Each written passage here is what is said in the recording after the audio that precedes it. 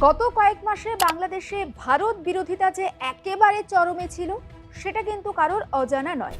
কখনো seven sisters দখলের হুঁশিয়ারি, ভারতকে স্পষ্ট ভাষায় বলতে চাই যে সেভেন সিস্টার রয়েছে সেটাকে বাংলাদেশ থেকে ভারত থেকে আলাদা করে দিতে।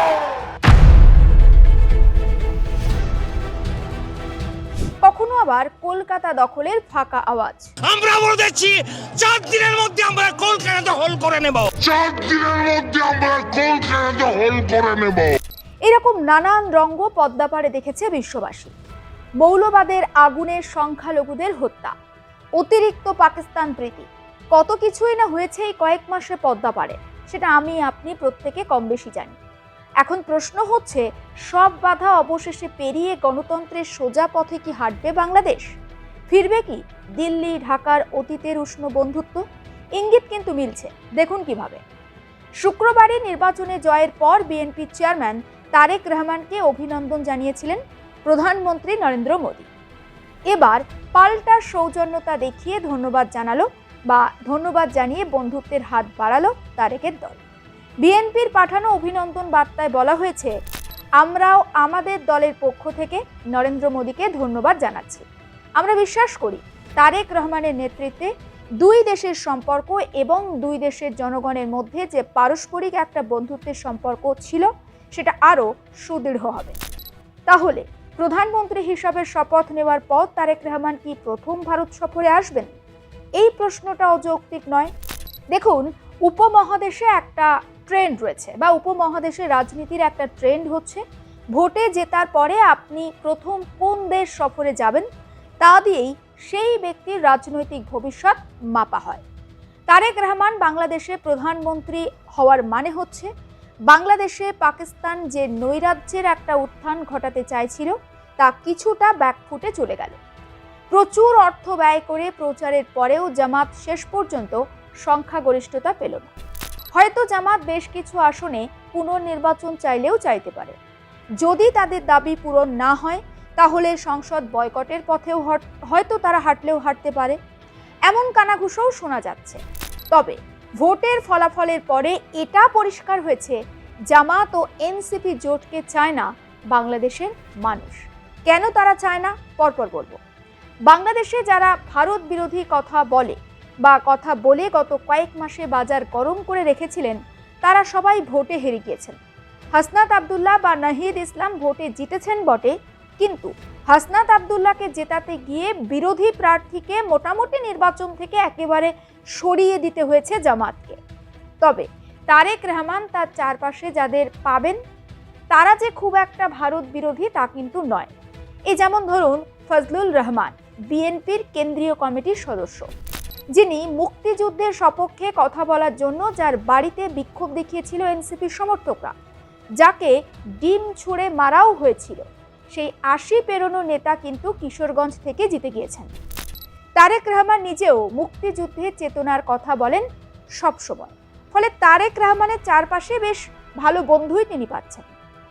মোহাম্মদ মুইজ্জু, মালদ্বীপের প্রেসিডেন্ট, যিনি চীনের আবার অনুগত বন্ধু ছিলেন, কিন্তু প্রেসিডেন্ট হওয়ার পরে তিনি প্রথম ভারত সফরে না এসে বা চীনে না গিয়ে তুরস্ক সফরে গিয়েছিলেন।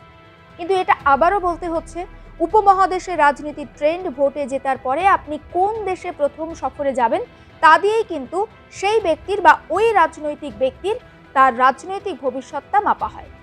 তারেক রহমান গত 45 বছরে বাংলাদেশে প্রথম কোনো পুরুষ প্রধানমন্ত্রী। তিনি কি শপথ নেওয়ার পরে প্রথম দিল্লি সফরে আসবেন? তারেক রহমানকে নরেন্দ্র মোদী শুভেচ্ছা বার্তা দিয়েছেন। এক্সে প্রধানমন্ত্রী নরেন্দ্র মোদী লিখেছেন, তারেক রহমানকে আমার উষ্ণ অভ্যর্থনা জানাই। আরও একটি পোস্টে নরেন্দ্র মোদী লিখেছেন, এই জয় আপনার নেতৃত্বের ওপর বাংলাদেশের জনগণের আস্থার প্রতিফলন। এটা ভুললে চলবে না, খালেদা জিয়ার মৃত্যুর পরও তারেক রহমানকে কিন্তু ব্যক্তিগত চিঠি লিখেছিলেন প্রধানমন্ত্রী নরেন্দ্র মোদী, এবং সেই চিঠির ছত্রে ছত্রে তারেক রহমানের যে ভারত ভরসা করছে তারও উল্লেখ ছিল। শুভেচ্ছা জানিয়েছে তারেক রহমানকে পাকিস্তানও, আমেরিকাও বার্তা দিয়েছে। কিন্তু এটা পরিষ্কার, আমেরিকা শেষ পর্যন্ত কিন্তু জামাতের পাশে ছিল। জামাত এখন অভিযোগ করছে যে নির্বাচনে কারচুপি হয়েছে। হেরে গেলে স্বাভাবিকভাবে সমস্ত দল যেটা করে থাকে।